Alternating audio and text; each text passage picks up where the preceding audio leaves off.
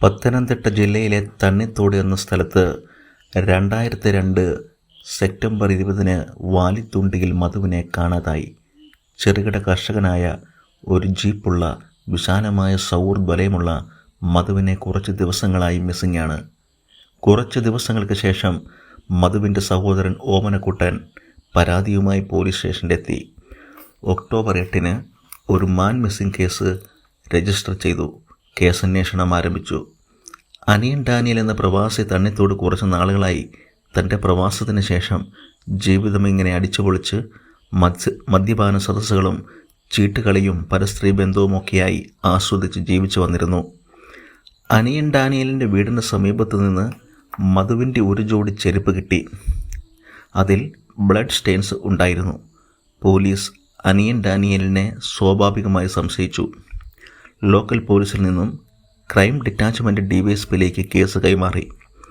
DYSP നിരന്തരമായി അനിയൻ ഡാനിയലിനെ ചോദ്യം ചെയ്തു. എന്നാൽ ഒക്ടോബർ 28-ാം തീയതി അനിയൻ ഡാനിയൽ ഒരു സൂയിസൈഡ് നോട്ട് എഴുതി വെച്ച് ആത്മഹത്യ ചെയ്തു. സൂയിസൈഡ് നോട്ടിൽ അനിയൻ ഡാനിയൽ ഇങ്ങനെ എഴുതിയിരുന്നു: വാലിത്തുണ്ടിയിൽ മധുവിനെ താനാണ് കൊന്നതെന്നും വനത്തിലെ ചെറിയ നിറവ് എന്ന ഭാഗത്ത് കൊണ്ടുപോയി വെടിവെച്ച് കൊന്നത്.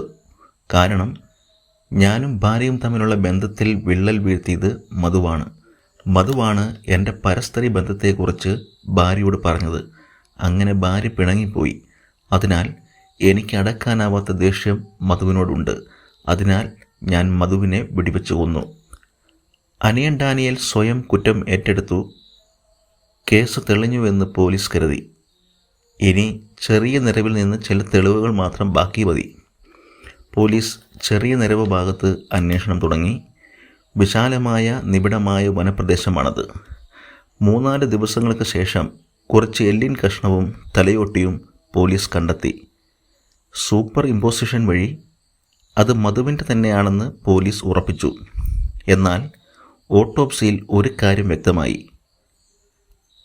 അനിയൻ ഡാനിയൽ പറഞ്ഞതുപോലെ മധുവിനെ വെടിവെച്ച് അല്ല കൊലപ്പെടുത്തിയിരിക്കുന്നത്, മറിച്ച് ആരോ വെട്ടിക്കൊലപ്പെടുത്തിയതാണ്. എന്തിനാണ് അനിയൻ ഡാനിയൽ വെടിവെച്ചാണ് കൊല ചെയ്യപ്പെട്ടത് എന്ന് പറഞ്ഞത്? പോലീസ് ഇരുട്ടിൽ തപ്പി. കോട്ടയം ക്രൈംബ്രാഞ്ചിലേക്ക് കേസ് ട്രാൻസ്ഫർ ചെയ്തു. ക്രൈംബ്രാഞ്ച് അന്വേഷണം തുടങ്ങി. ആദ്യമായി അനിയൻ ഡാനിയലിനെക്കുറിച്ച് കൂടുതൽ വിശദമായി അന്വേഷിക്കുവാൻ പോലീസ് തീരുമാനിച്ചു. അങ്ങനെ പോലീസ് വേഷപ്രച്ഛന്നമായി പല വേഷത്തിൽ പല രീതിയിൽ തണ്ണിത്തോട് ചെന്ന് താമസിച്ച്